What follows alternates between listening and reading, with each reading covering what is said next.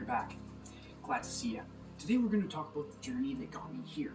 I started about 2014, so it wasn't exactly a short time ago, and the landscape was completely different.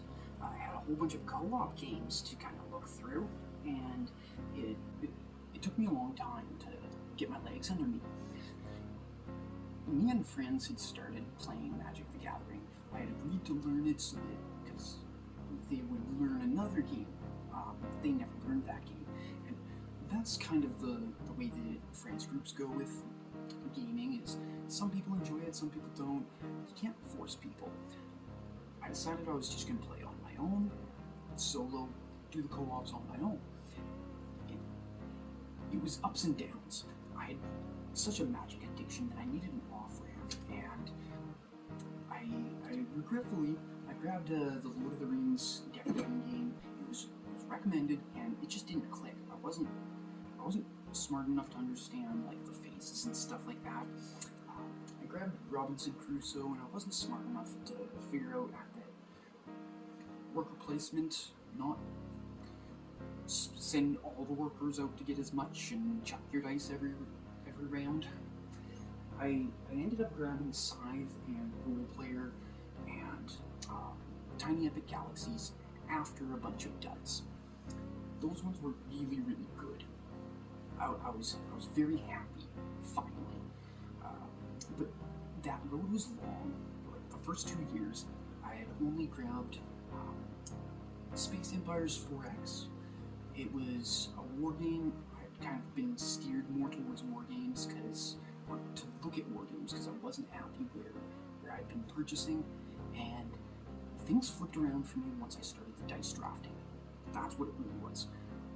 Dice drafting, it made me realize that there's a thing that happens when I'm puzzling, and I can enjoy the puzzles so much that these like little attributes and different goals that you're doing in Role Player, I was doing full-on stories in my head about these people in the background and the journey that they go on to fight the big monster and the minions, right? I really enjoyed that. But I realized I had no clue what I was doing when I was experimenting, buying games that had different game mechanics. It was enough that I decided, I gotta set some rules, no more expansions. That was a big rule. So I grabbed Uwe Rosenberg's Feast for Odin right away, day one. I had a fortunate experience to play with some people at a game store, Uwe game, and I learned that I really, really liked his game style. This just knocked it out of the park. I grabbed Glass Road and Fields of Arl, and that really, really pushed it over the edge. It was around that same time that I got Gaia Project and Spirit Island, and I finally had a solo collection.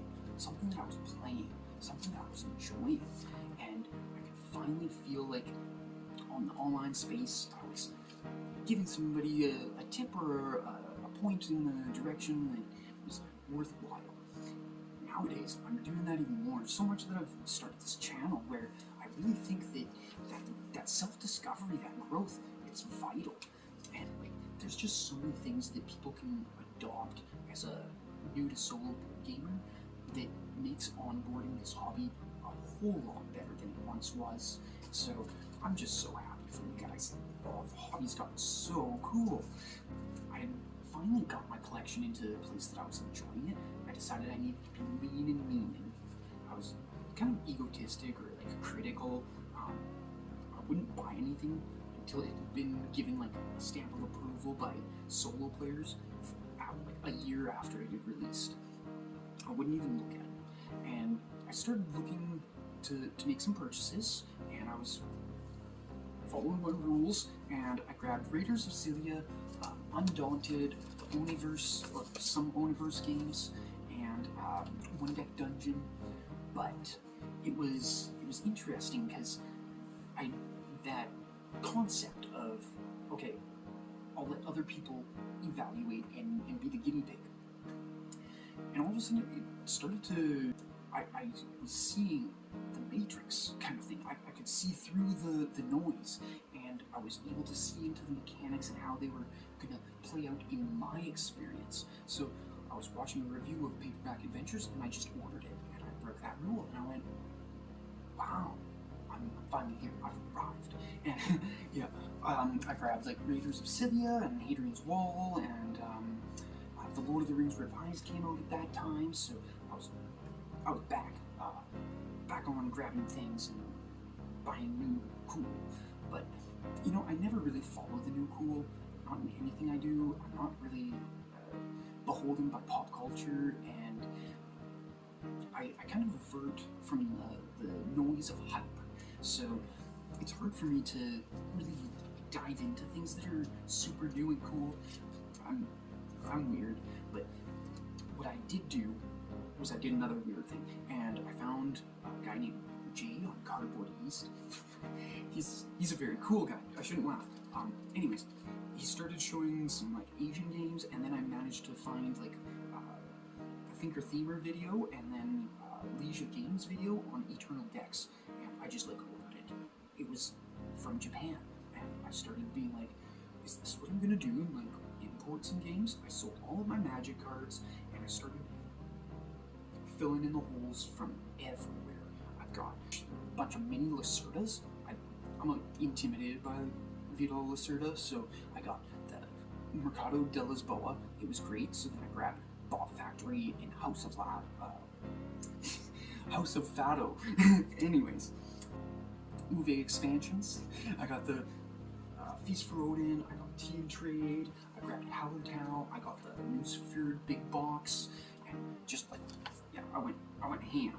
But it really paid off in those Japanese games. Going to the Japanese websites, you can't read it. I can't, and it's just like I had to try to translate. I had to try to figure out. And so most of them that I grabbed, like Eternal Decks, it's icon or just icons, right? Like it's languageless or non-language dependent. That's the word. And just such a brilliant design in its simplicity that builds its own complexity. Like the layers in it allow you to have a puzzle that just keeps on shifting and moving and evolving with clear win and loss conditions, and like, home run. That game, home run. It was enough that I went back to like looking through a lot of different YouTubers as well as reviewers on BGG, and sometimes the games just didn't have a lot of information on BGG, so I was just really hoping that I could either get a translation of the rule book, or that something in some way would connect to show me that it was a good purchase. 2 duds. I got 2 duds. They're little card games. I can't play them because I can't understand the rules, and I thought ChatGPT would be helpful, and maybe I just need to take more time. Anyway, Snow Planner. That was a crazy awesome thing that I grabbed from Japan. It's this, you have a ski resort, and it's a dice worker placement that you don't roll dice. That's this whole thing. Anyway, the last one that I want to highlight is Tokyo Highway Rainbow City. Dude, this is a game where you're like putting down track and like little cars and stuff like that. It's Hot Wheels. You're setting up Hot Wheels track. It's just like nothing else. And that's where solo board gaming really, really piques my interest. I don't have a whole lot of experiences that can be equatable to these games. There's just nothing like Paperback Adventures. There's nothing like Feast for Odin. There's just nothing like the opportunity to puzzle out and just chill with no electronics. Like the digital detox is another big thing for me. So I want to hear from you guys. What are you guys experiencing? How is it all working out for you guys these days? Like here in 2026, what's it like grabbing a new solo game and starting out on this journey? Where have you found your big hits? Where was your misses? It happens. What about the Shelf of Shame? I got one. Like, I just loaded up on games, right? So my Shelf of Shame is huge. That's what we'll do. I'll just tell you right now. I haven't learned Carnegie. I'm gonna learn Carnegie. That'll come off my Shelf of Shame. How about you guys? You got a game? Can you name it? Put it in the comments. Alrighty, player one. You have yourself a good one. We'll get back with you next time.